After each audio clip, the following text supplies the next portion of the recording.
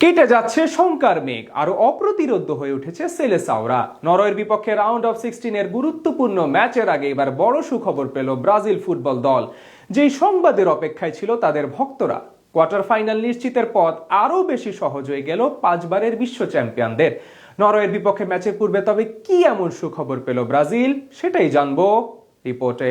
সকল শঙ্কা, অনিশ্চয়তা ও পিছুকতাকে পাশ কাটিয়ে রাজকীয়ভাবে শেষ 16তে পা রেখেছে ব্রাজিল ফুটবল দল। এখন অব্দি অপরাজয় থেকেই নকআউটে এসেছে পাঁচবারের বিশ্ব চ্যাম্পিয়নরা, যেখানে তাদের পরবর্তী প্রতিপক্ষ হতে যাচ্ছে নরওয়ে। মঙ্গলবার রাতে আইভরি কোস্টকে বিদায় করে শেষ 16তে এসেছে আর্লিং হল্যান্ডের দল। আর তাদের বিপক্ষে মাঠে নামার আগে এবার বড় সুখবর পেল ব্রাজিল। আগামী 6 তারিখ বাঁচা মরার লড়াইয়ের আগে যেই দুশ্চিন্তায় ছিলেন কোচ কার্লো আনচেলত্তি, তা দূর হয়ে যাচ্ছে অনেকখানি। অবশেষে বড় স্বস্তি ফিরছে সেলেসাও শিবিরে। এবার বিশ্বকাপের শুরু থেকে নানান কারণে আলোচনার মাঝে ব্রাজিল স্কোয়াড ঘোষণা থেকে শুরু করে এখন অব্দি বেশ কিছু বিষয়ে তাদের নিয়ে হয়েছে জোরে সোরে আলোচনা। টুর্নামেন্টের প্রথম ম্যাচে মরক্কোর বিপক্ষে ড্র করাতে অনেকেই তাদের গ্রুপ পর্বে শেষ দেখে ফেলেছিলেন, তবে পরের দুই ম্যাচে ঠিকই কামব্যাক করে সবকিছুর জবাব দেন ভিনিসিয়াস জুনিয়ররা। এছাড়া নকআউটের প্রথম ম্যাচে এশিয়ার শক্তিশালী দেশ জাপানকে হারিয়ে এখন পরের রাউন্ডে অবস্থান করছে হলুদ জার্সিদারিরা, সেখানেই তাদের প্রতিপক্ষ নরওয়ে।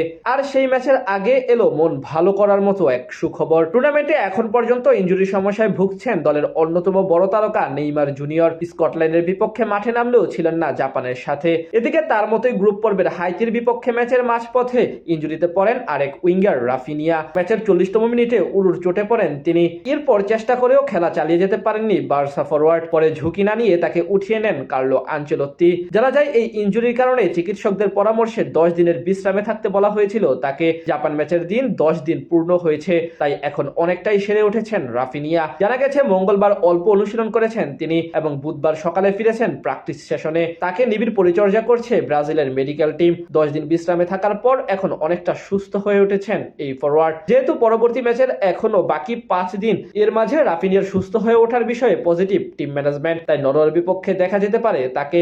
বর্তমান দলে ভিনিসিয়াস জুনিয়রের পরেই সবচেয়ে গুরুত্বপূর্ণ সদস্যের মধ্যে একজন রাফিনিয়া। গেল 3 ম্যাচে তার পজিশনে খেলেছেন তরুণ উইঙ্গার রায়ান। তিনি অবশ্য মোটামুটি ভালোই করেছেন, তবে রাফিনিয়ার অনুপস্থিতি এবং অভিজ্ঞতা মিস করেছেন ভক্তরা। তাই বড় ম্যাচে যদি এই ফুটবলার ব্যাক করেন সেটা দারুণ ব্যাপার হবে ব্রাজিল ভক্তদের জন্য।